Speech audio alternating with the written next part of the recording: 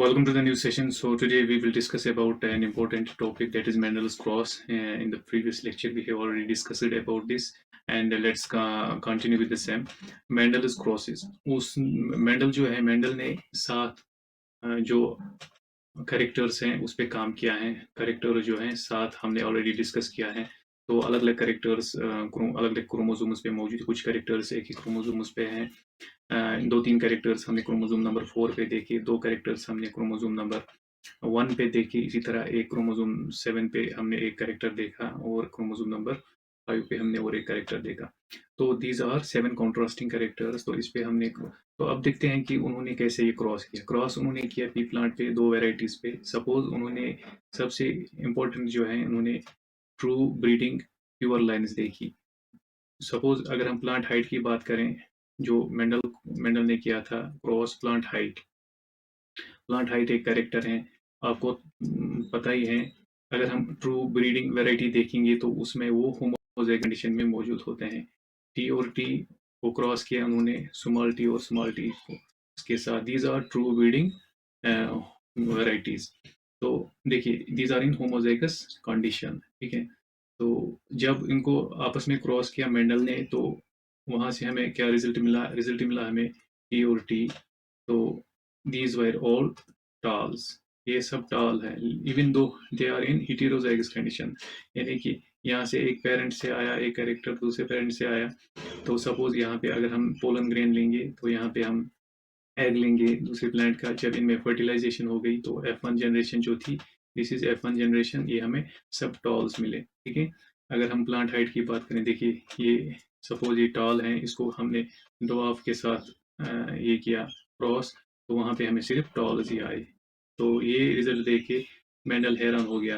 तो उसको जो फर्स्ट, इसको हम बोलते हैं फर्स्ट जनरेशन, F1 जनरेशन, ये these were all toll.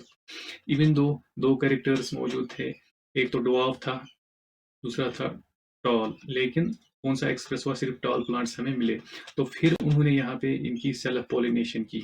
Self self pollination क्या? इसके सीड्स लिए वो सो किए। तो वहां पे क्या देखा? जब उन्होंने देखा कि वहां पे हमें क्या मिला? हमें मिला टॉल ज्यादा मिले और एक कुछ डवार्फ मिले, ठीक है।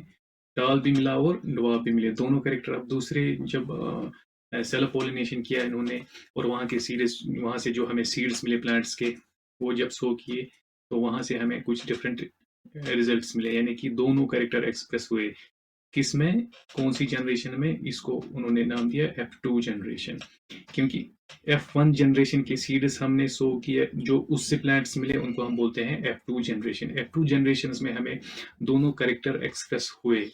इसको क्या रिजल्ट मिला? देखिए, इसको हम बोलते हैं 3:1 रेशियो में हमें कैरेक्टर्स मिले। 3:1 रेशियो मीन्स 3 हमें टॉल मिले, talls were in 3 ratio, and 1 ratio में हमें डवार्फ मिले, यानी कि कम रेशियो में डवार्फ मिले, ठीक है।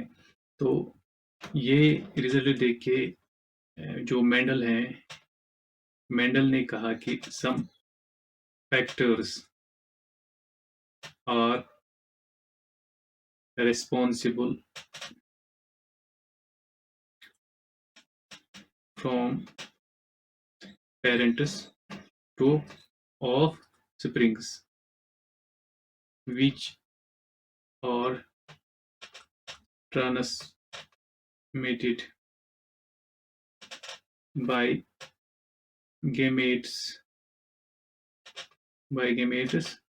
during fertilization। तो ये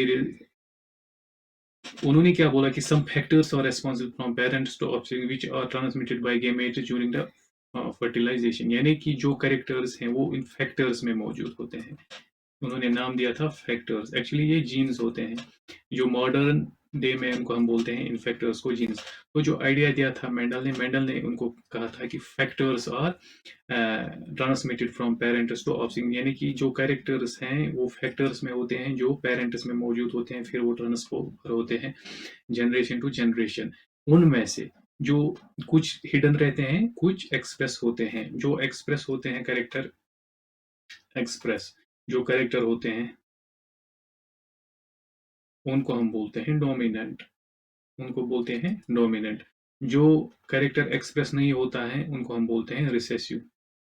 ठीक है, लेकिन कैरेक्टर्स मौजूद होते हैं। अगर हम यहाँ पे प्लांट हाइट की बात करें, देखो कैरेक्टर दोनों हैं, दो कैरेक्टर्स यहाँ पे हैं। कैरेक्टर मतलब दो ट्रेट्स हैं यहाँ पे, एक तो है टॉल, दूसरा है ड्वार्फ।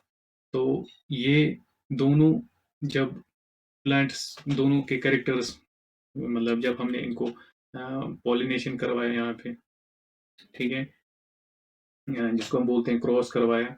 जब क्रॉस हुआ तो वहां पे हमें जो रिजल्ट्स मिला वो सिर्फ टॉल्स थे, यानी कि टॉल्स जो हैं वो एक्सप्रेस हुए, उन्होंने ये कैरेक्टर अपना एक्सप्रेस कर दिया। और जो ड्वार्फ थे इसके साथ, वो हिडन रहे, उनको एक्सप्रेस नहीं होने दिया। किसने? टाल ने। जो टाल था दैट इज डोमिनेंट। फिर जब फिर से हमने सेल्फ पॉलिनेशन करवाई, इसके सीड सो किया, तो हमने देखा कि वहां पे हमें क्या रिजल्ट मिला। मेंडल को क्या रिजल्ट मिला? उन्होंने 3:1 रेशियो मिला, यानी कि टॉल भी आए, डो भी, दोनों कैरेक्टर्स दूसरे जनरेशन में एक्सप्रेस हुए। तो उसने बोला कि जो ये फैक्टर्स हैं, जो ये कैरेक्टर्स हैं, ये फैक्टर्स में मौजूद होते हैं। सम फैक्टर्स आर देयर जो कहाँ से कहाँ जाते हैं, जो थ्रू द गेमेट्स, एक पेरेंट से दूसरे पेरेंट से जब उनमें क्रॉस होता है तो वो गेमेट्स के जरिए कहाँ पे जाते हैं? दूसरे जनरेशन में जाते हैं, यानी कि प्रोजेनी में जाते हैं। जो करेक्टर एक्सप्रेस होता है उनमें दोनों पेरेंट्स में, उसको हम बोलते हैं डोमिनेंट। जो करेक्टर एक्सप्रेस नहीं होता है उसको हम बोलते हैं रिसेसिव। तो रिसेसिव अगर हम बात करें प्लांट हाइट में, प्लांट हाइट में ड्वार्फ जो है वो फर्स्ट जनरेशन में एक्सप्रेस नहीं हुआ, दैट इज रिसेसिव। तो जो ये ड्वार्फ हैं, जब हमने दूसरी जनरेशन में देखा तो ये एक्सप्रेस हुआ, लेकिन बहुत कम मात्रा में एक्सप्रेस हुआ। यानी कि हमें सपोज 75% जो प्लांट्स थे वो टॉल थे, और 25% हैं जो डवार्फ मिले, लेकिन एक्सप्रेस हुआ दूसरे जनरेशन में। तो तभी मेंडल ने कहा है कि there are some factors responsible for the correct transmission of these characters to gametes during the process of fertilization. तो ये फैक्टर जो है मॉडर्न साइंस में इसको हम बोलते हैं जीन्स। यही जीन्स हैं जो अभी तक हम डिस्कस करते आए हैं। ठीक है, तो फ्यूचर अगर हम देखेंगे, जो फैक्टर्स हैं उसको आज हम बोलते हैं यूनिट ऑफ हेरिडिटी। ठीक है, unit of inheritance, unit of inheritance that is your gene, जो जीन है। ठीक है, तो असल में जो आइडिया हमने दिया, हमें दिया किसने?